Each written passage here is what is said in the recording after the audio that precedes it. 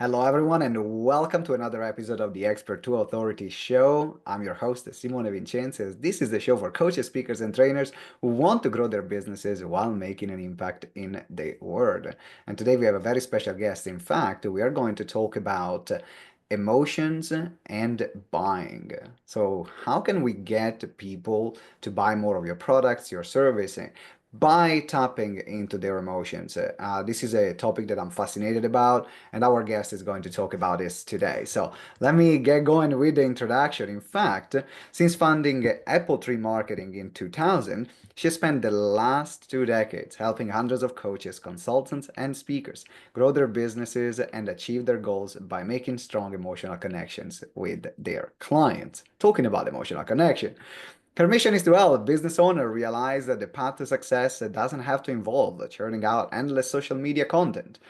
She knows the key to standing out amongst competitors is to build strong, long-lasting relationship, and she has developed several different standout strategy businesses can use to incorporate more empathy in their work, stand out from others, and establish the best emotional possible connection with their clients. Welcome to Chantal Cornelius. Welcome, Chantal. She sounds amazing. You're so She lucky sounds to like have such a fabulous guest on your show. yeah, right? It sounds pretty cool. She sounds That's pretty cool. wonderful. Get her in. Absolutely.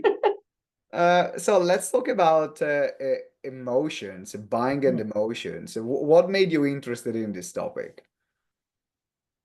What got me started on this back in, well, I've been running my business since 2000, but it was around 2015 that I got to the point where I was getting really fed up of hearing clients and potential clients saying the same old thing about what made them different. And they were all focusing on USPs, unique selling propositions. And the problem with them is they're all about selling. They're about finding a product or a service and trying to persuade somebody else to buy it.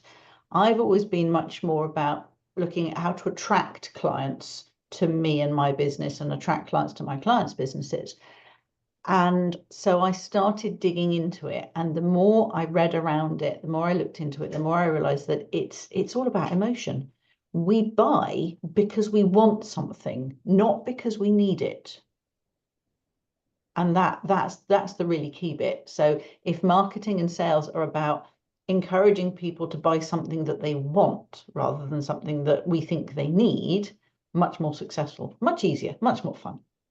What are some of the biggest mistakes that you see people making or business owner making that prevents them to tap into the want? Right? What do you see that makes you roll your eyes before we go into how to tap into that? That's a really great question. What do I see people doing wrong? I very often see businesses saying, oh, I've got this fabulous service. I've got an idea for a new service or a product, and I think it's wonderful. Therefore, I'm going to promote it. A lot of businesses will create something because it's what they want. They haven't actually spoken to their customers and their clients to find out what they want.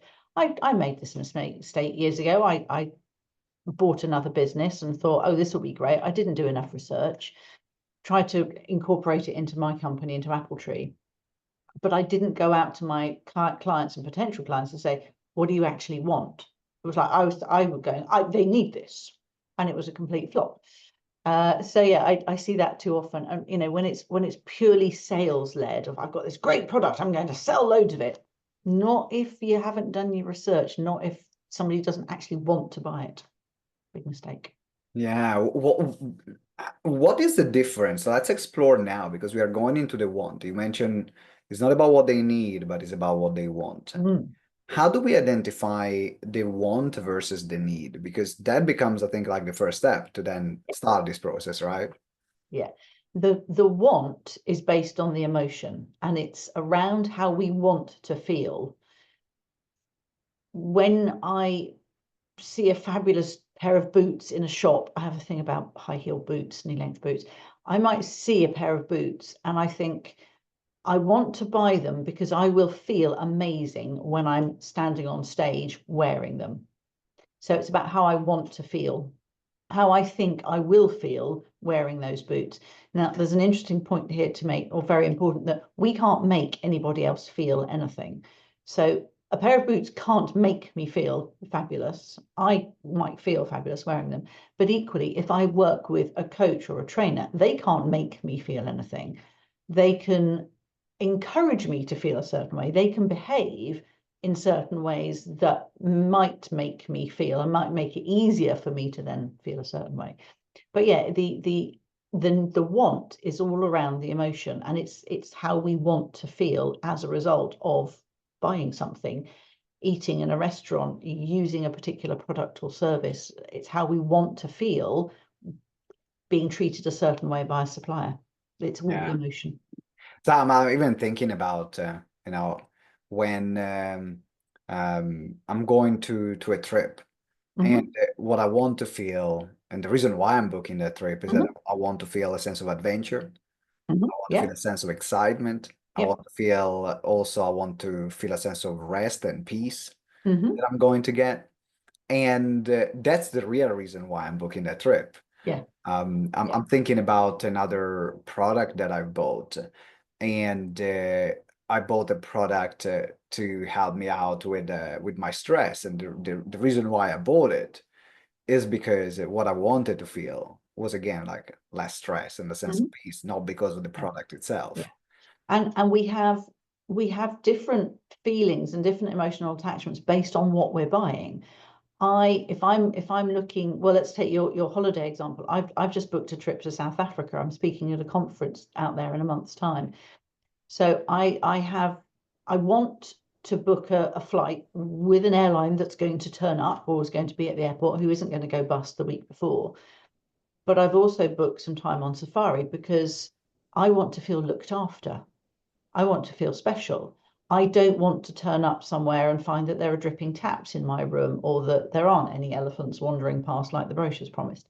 So we have different emotions and different wants depending on what we're buying, which means that we might need to look for completely different suppliers. And for you, Simone, depending on where you want to go on holiday, you might look for a different supplier who will help you to achieve that emotional feeling.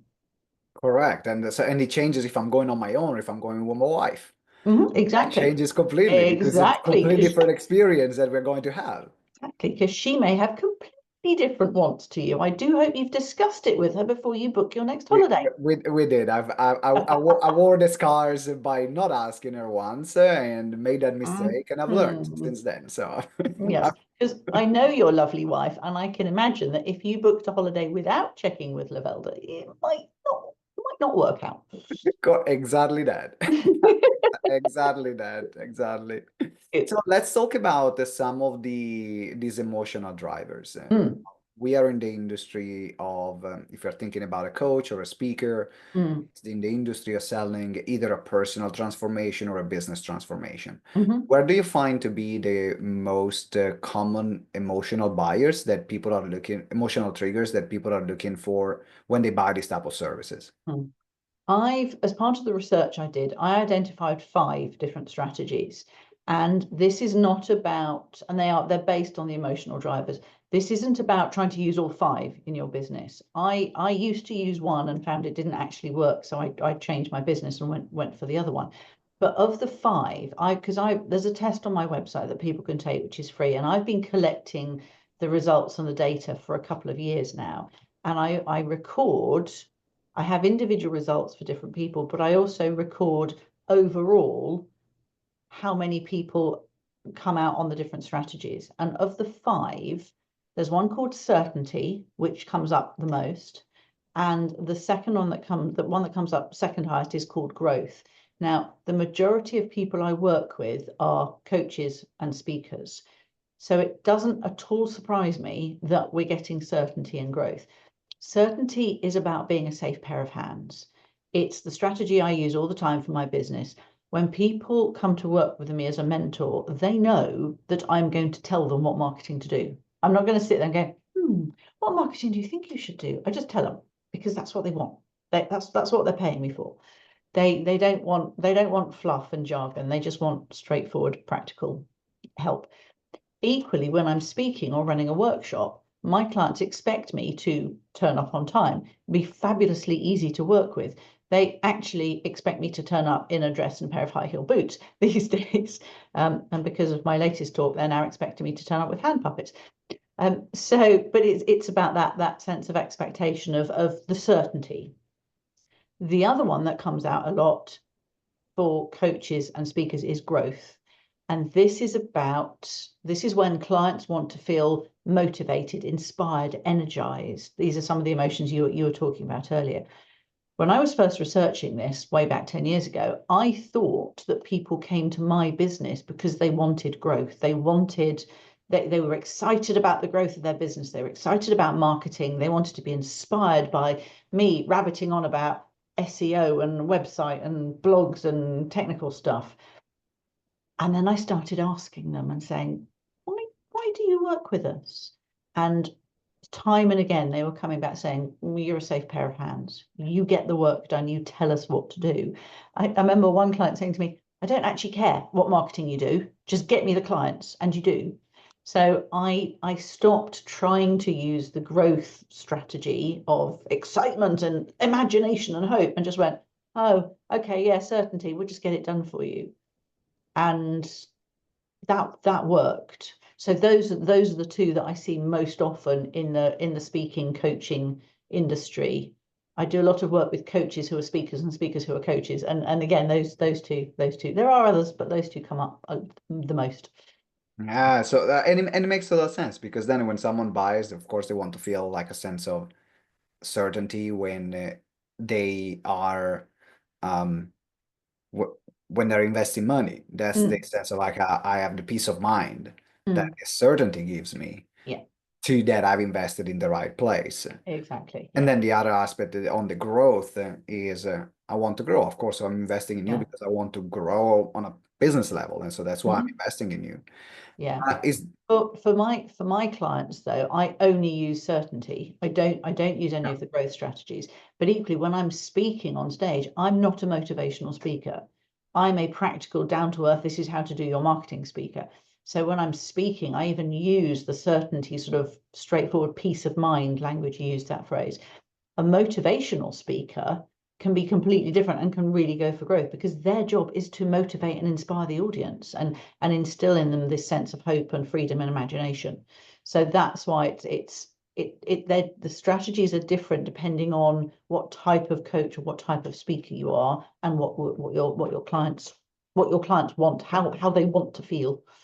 Yeah, in fact, I'm curious now. What are the other three? Because you said there are five. So I'm yes, not telling you. certainties, No, I'm not growth. telling you. Uh, the other three, there's one called connection. This is when clients they want to belong. It's like they want to belong to a family, a group, a tribe. I don't see it very often with coaches or speakers. Networking organizations use connection beautifully because, I pay to go to a networking event to become connected to the other people. So that's connection. There's one called contribution. Again, I don't see this very often with coaches and speakers. It works beautifully with charities. If you hear about a charity doing some work, or you're thinking about doing, I'm doing a crazy sponsored walk with my partner in the summer. We do these mad adventures every now and then. And I won't just say to people, oh, could I have some money? I will tell a story about my mum who had Alzheimer's and how we're raising money for people like her and the charity around Alzheimer's. So it's about kind of instilling a warm, fuzzy feeling. And the charities that use contribution use it beautifully. And the fifth one is called significance. Now, this one kind of ranks number 3 with coaches and speakers. Significance is when clients want to feel seen and heard. They want to feel special, really looked after. It's the reason I booked the holiday with the particular travel agent that I booked with, because that's how I feel when I work with her, and that's how I'm feeling at the moment with the hotel that she's booked for me. But for coaches and speakers, it might be around helping clients to have a bigger impact, to be able to go out into the world and do more. Speakers standing on stage having a greater impact. So that's significance. That's the fifth one. Okay, so we have growth, certainty, connection, significance, and contribution. These are Yeah, the five those are the different five. strategies. Yeah. My question now Mm. is to make it practical, and you can take any examples that you want, because I think that I can hear already everyone, people watching or listening, that are saying, yes, I understand this as a concept, Hmm. but how do I translate it practically in my marketing? How can I give in a practical way? For example, if you want to stick with certainty, how can I give Hmm. the scent of certainty in my bid? How can I provide it? So you can pick any of these and then give any example. Okay. The way to do it is by using the language that goes with the correct strategy. As part of the research I did a lot of work with a lady who is brilliant on emotions, and we went through over 100 different emotions and matched up a number of them to each strategy. So when you know which is the best strategy for you to use, you can then look at the language that goes with it, and you start weaving that language into your marketing. I'll give you an example of one for contribution, because I love this one. I was introduced last year to a company called Standout Socks. Now, my book is called Standout Strategies because that's what they are. And I was introduced to Standout Socks. They were set up a few years ago by two brothers, one of whom has Down syndrome. And his older brother wanted to create a business where Ross could have a job that he loved doing, that he could do, where he felt part of the business and needed and involved. The majority of, well, a lot of the people who work in that business have some sort of learning disability. So they keep employing more people like Ross and other people who have learning disabilities, and they look after them. In their marketing, they talk about this story. They blast it all over the place. They have newsletters that go out, and they're on social media showing pictures of Ross and the team working in the, packaging up the socks. For a conference, I ordered 500 pairs of socks from them to give out as gifts to the speakers and various others. And when I placed the order, I then started getting emails and messages from them saying, here's the team that's packaging your socks. Here are the people who are actually doing the work. And they came beautifully packaged in a box. If you buy them individually, they come in a really gorgeous box, because somebody sent me one with tissue paper, and they're really lovely socks. They have the most fabulous bright colors and funky designs. So I really like them. So they use the language around the story. So they're not just saying, oh yeah, buy a pair of socks because they're made in England and they're really good. They say, when I'm trying to remember their strap line, it's brilliant. It's something like, I'm going to have to find it in a minute. But it's all about empowering people. So it talks about how, you buy socks from them and you're not just getting socks, you're supporting somebody's lifestyle. So they're using without even realizing, I think they're using the contribution language to promote the warm, fuzzy feeling of buying socks. Yeah, And it because works, because I rave about standout socks, and they're the only socks I now there buy. we go. I've been talking about it for the past 5 minutes, and in fact, that it is beautiful, because if someone is driven by that sense of and the sense of contribution, then they will pay more for a pair of socks that fulfill that emotional need Yeah, compared to something different. There you got exactly. 500 socks. When Yeah. I don't think there are human beings that would just place an order of 500 socks just for them. But No. right, there was a meaning that prompted you to make that particular purchase. Yeah. Um, do you have another example? If you pick another, let's pick another one of these emotional drivers, or another Ooh. example that either you saw or you used that really stood out for you. Yeah, there's and I will come back in a minute. I've just been having a look on the Standout Socks website, because they have a really lovely tagline, and I can't find it, but it'll be there in a bit. And gorgeous photos of all of their people holding up funky pattern socks. Yeah, an example of significance. 2 years ago, from when we're recording this, very nearly 2 years ago, I found out that I had to have back surgery. The surgeon wanted to take a disc out of my back, and he basically said to me, you have to do nothing for 6 weeks. When I'm not in my office, I'm out riding a horse or working in the garden or skiing in the winter or walking the dogs. And so the thought for me of having to sit down and do nothing for 6 weeks was just hideous. Now, I'd also been booked to speak at quite a big event about 4 or 5 weeks. I think it was 5 weeks after the surgery.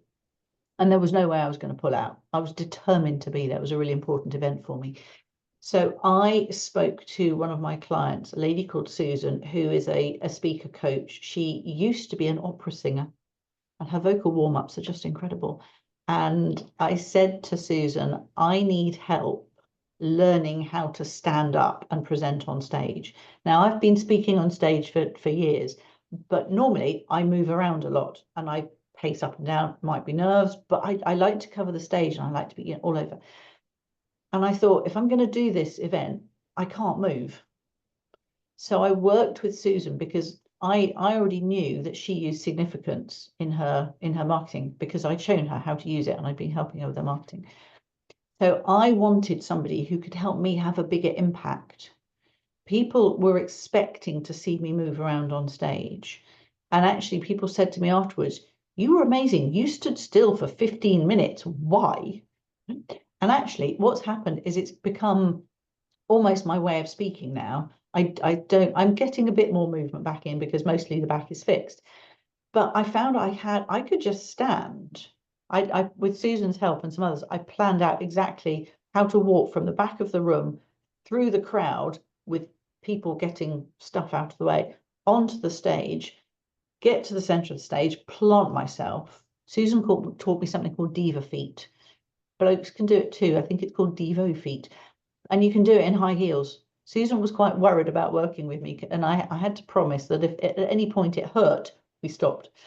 But I learned to walk properly in these boots, and I learned to get onto the stage and stand there and deliver this 15-minute speech that had fabulous impact, and people are still talking about it. So that's an example of significance. And I knew that Susan knew what she was doing and could help me to feel like I was making a bigger impact, to feel seen, heard, recognized, all of that lovely stuff. This is a great example, and what I'm hearing you saying, which is also the message I want to give to everyone watching or listening, is this kind of emotion, they don't just happen on the marketing material that you write. So they kind of happen across the board, whether Mm-hmm. you're writing a piece of copy, whether you're writing a social media post, whether you're doing a video, Yeah, whether you have an interaction with someone, yeah. whether you have a call with someone. Uh, Mm-hmm. Everything that you do can reinforce this value, this Yeah, emotion that you are trying to convey and to get yeah, someone to feel. So it's exactly. not just one piece, it's like this becomes a way of Correct. being. Am I correct Yeah, saying that? absolutely. It becomes a way of being in a business. I'm running a workshop in a week's time for a peer group, and so there are going to be, I think, 15 or 20 CEOs, top level managers in the room. And my client who's booked me, he said, they're not all in marketing. I said, it doesn't matter. He said, they're not all in marketing and sales. He said, I've got a production manager, an ops director, I've got a finance director. I said, great, because how this works is it's about living it across your entire business, regardless of the size of the business. I see it go wrong when sales and marketing sell one emotion and customer service are delivering something completely different. So you feel you buy something because you think it's going to make me, I'm going to feel this way, and then what you get is like, oh, well, that's not what I signed up for. So and I've had the different people in that group take the test on the website. Now there are going to be a couple of people there from the same organization, and their test results are fascinating because they're not doing it in collaboration. They're not sitting down and going, right, okay, what did you do? And I'm going to show it to them when I'm with them next week because there are two from a company. It's actually an opticians. They've come out with exactly the same scores, but with this, it's a bit complicated to explain, but it's all come out the same. What I need to find out now is what their roles are within the organization. But yeah, it goes through marketing, through sales, through customer service. It even goes through the accounts department because if a company is selling on significance, helping clients to feel special, if you phone the accounts department because they've done something that you're not happy with and they're like, yeah, what do you want? That's not significance. Significance is, hi, how are you? What can we do to help you today? Yeah. So yeah, it runs through the entire business. It's about living the right strategy. I absolutely love this conversation, Chantal, because Me too. thinking about emotional buying, Mm, this is a topic that I'm fascinated about. So even mm, like listening to the examples and the 5 different strategies that made me mm, also reflect about, okay, how can I do it more in my business, or where can mm. I adapt it more? In what other areas can I expand it? Can I be Yeah. more clear? And these are the questions that I would love everyone who's watching or listening to ask themselves. Like analyze your Mm, business and say, what do I want my clients to feel? And in particular, what are my clients want to feel when they're coming to me? And how can mhm. I align everything through that? Yep. If people want to reach out to you, Chantal, what is the best way? And if there are any resources that people can download that you have available, Yes, what do you have? lots of that. The best thing to do is go to my website, which is appletreeuk.com. On that website, there is a link that says take the test. Go and take the test. It's free. It's very easy. It'll take you about 2 minutes. There's a whole load of words on the screen, and you pick 15 of them, up to 15. They are the emotions that you think your clients feel when they work with you. And if you're not sure, ask your clients first. So tick 15, fill in the details, and it'll come through to me. I can then process the results, and I send everyone a report and an ebook that says this is your strategy, this is the language to use, this is how to use it in your marketing. That's brilliant. And What's the also link again? it's appletreeuk.com. There's a blog on the website. There's a newsletter called Scribbles. There are past issues and blogs going back for decades. Go and have a nose and read. There's lots of really useful information on there. So All right, that's brilliant. So make sure you do the test, and also you start browsing on the blog and see all the other, sign up for the newsletter. The link is in the show notes and in the description, so you can scroll down, check it, and that's where you can access Chantal's website. Chantal, it has been an absolute pleasure having you on the show. Thank you very much for being here. it's been lots of fun. Simone, do me a favor. Go and take the test. I'm really curious about your results. I can normally tell which strategy is going to come out, and I haven't got it yet with yours. So I'd love it if you went and took the test as I'll well. do it. I'll do Hey, it. So I'll good do it, man. people. You do it as well, that you're watching or listening. So we all do it together and we send it to Chantal. Chantal, thanks again for being on the show. I appreciate it. Thank you for having me. It's been fun. All right, everyone. Thanks for watching. Thanks for listening. Again, if you haven't subscribed to the show, make sure you hit the subscribe button so you don't miss any other episode. And also leave us a good review, 5 star possibly. They're good for the guest. They're good for the show. They're good for my ego. They're good for everyone. So make sure you, you leave that review. And with this, I cannot wait to see you next time. And always remember that together we grow exponentially. Ciao.